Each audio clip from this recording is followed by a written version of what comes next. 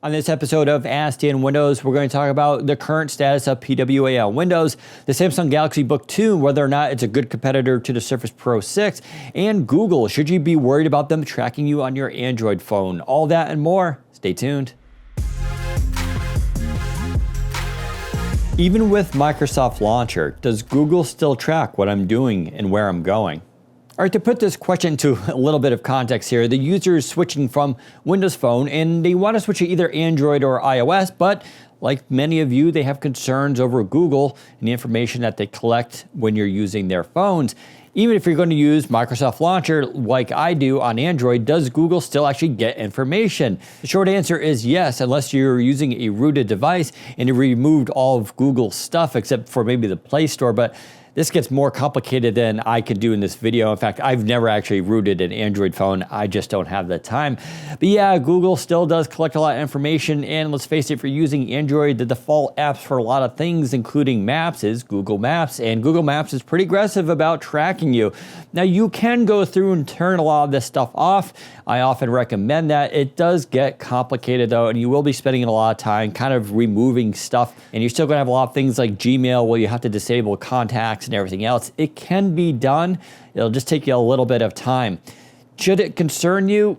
I don't really think so. It's going to be up to you to decide though. You can go through, like I said, and remove or uninstall or limit what Google collects on you. And I advise doing that. It just will take some time. There are some good guides at Android Central that help you through this. I don't think it should prevent you from switching to Android, but it is something to consider. And Microsoft Launcher won't solve any of those problems directly. What is Microsoft's future with media on Windows? Okay, what Neilson's referring to here is all the media apps on Windows 10, including Groove and the original Windows Media Player, which is, yes, still available on there. You also have movies and TV and some other things. So what's going on with the story here? Why is everything spread out? Is there no centralized app that's going to be in the works from Microsoft regarding media for music, movies, and everything else? The short answer is I don't know. There's no signs that Microsoft is going to be addressing this in any significant way. Now, Groove still works. Groove is still the default media player for music on Windows 10.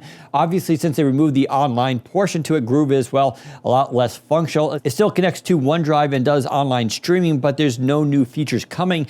And let's face it, Groove is basically in maintenance mode. Unfortunately, Microsoft doesn't seem to have a coherent story here for media going forward, but I also point out that media is really about streaming now online. So things like Hulu is going through the website and UWP apps, and so you can use it that way, as well as Netflix. And I think this is how most people are consuming media, including music, which a lot of people are using Spotify, of which there is an app. This is basically a change between generations of people. I still have a lot of MP3s. I know a lot of you probably don't anymore. I even have CDs and record and LPs somewhere. So this is just a significant change, but I don't see Microsoft basically coming out with any new solution to this. It is a little bit weird, but I think going forward, this stuff is going to be less important to many users. How far have progressive web apps progressed since last year? All right, if you haven't seen it, we've done a few videos talking about progressive web apps and how they're going to be important to the Windows ecosystem. In fact, they're important to everything going forward on mobile devices. And the first example of that was the Twitter app, which is a PWA. It's a great example of the power from it. So this question is regarding how much has progressed since then. And it's not as much as I would like. I wish there were a lot more. I will, however, say that Hulu just launched their PWA on the Windows Store and replaces the original UWP version. This is another excellent example of the power PWA has on Windows 10 and what it can do. To explain a little bit more what I mean, Hulu's UWP app could not do live TV streaming. And they never updated to do that. And it was unclear it was because of the limitations of UWP, whether or not they just didn't want to pay for a developer. We're not really sure. The point was, if you paid for Hulu Live TV and you're using it on Xbox like I do, when it came to that app, it was useless, and that was very frustrating. Now, this new PWA, it does do live TV streaming, and it works really well. You can minimize the windows, you can go full screen. It behaves exactly like an app. It doesn't even have much borders on it. There is still a title bar, which can go away in full screen mode, but that is something that will be addressed with Windows 10 and PWA ways going forward. But the short answer is this is still an ongoing story. And unfortunately with technology today, we talk about stuff, and if it doesn't happen in 6 months, everybody goes, what's going on with it? Why is it taking so long? I think a realistic position on PWA is look at this over the next few years and how the technology evolves. But yeah, so far what we've seen, it can do really amazing things when developers take the time to implement it. I think Hulu and the Twitter app are shining examples of that. Hopefully there'll be more going forward. Is the Samsung Galaxy Book 2 a good competitor to the Surface Pro? What would you like to see on the next iteration of it? Or a few months ago, I reviewed the Samsung Galaxy Book 2. It runs Windows 10 and ARM, specifically the Snapdragon 850.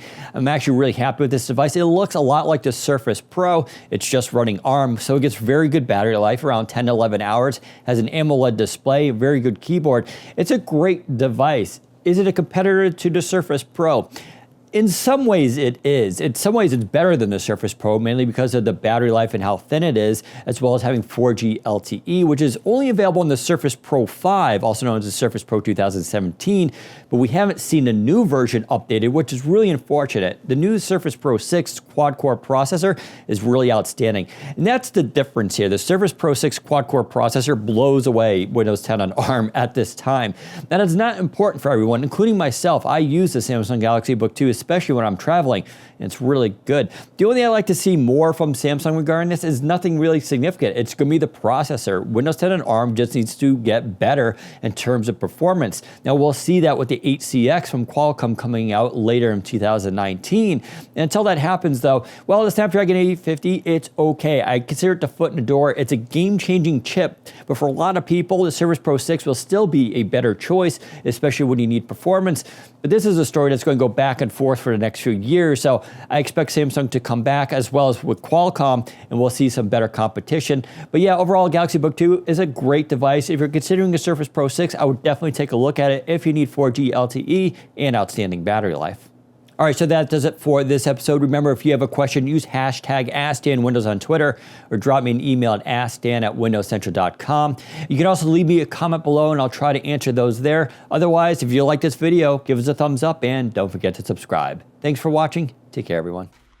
Windows 10 on ARM and the Samsung Galaxy Book 2, and I forgot.